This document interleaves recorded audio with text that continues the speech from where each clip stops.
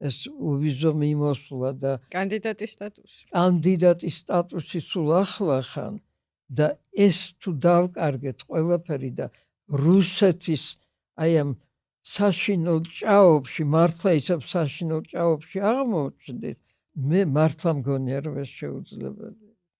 აი ისტორიულად მგონია შეუძლებელი.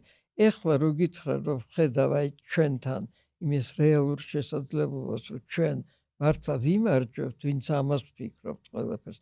ჯერჯერობით ამ წუთში ამას ვერ ვხედავ, მაგრამ მე მგონია რომ ისტორიული პროცესი და მით უმეტეს ის რომ ეხლა უკვე მართლა ვერ დათმობს ევროპა და ალბათ მასთან ერთად ამერიკაც ვერ დათმობს უკრაინას. ვერაფრით ვერ დათმობენ, იმიტომ რომ ეს იქნება ყველაფრის დათმობა და თავიანთი უსაფრთხოების აბსოლუტური ეჭვის ქვეშ დაყენება, რა თქმა უნდა.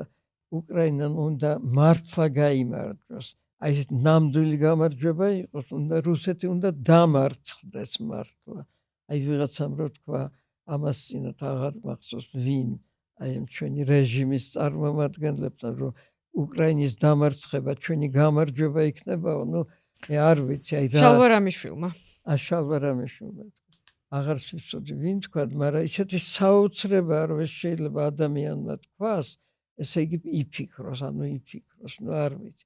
და ერთ სიტყვით მე მგონია, რომ ეს ისტორიული პროცესი მაინც ასე მიდის, რომ უკრაინა გაიმარჯვებს, რუსეთი დამარცხდება და მით უმეტეს კიდე აქ ისეთი სერიოზული პროცესები მიდის სომხეთსა და აზერბაიჯანს შორის და აქეთ თურქეთი მიდის განდევნა რუსეთს, ჩვენ აღმოჩნდებით მართლა რუსეთის ასე ვთქვათ, არ ვიცი, უკანაესო, აი ამას მართლა არ ვიცი.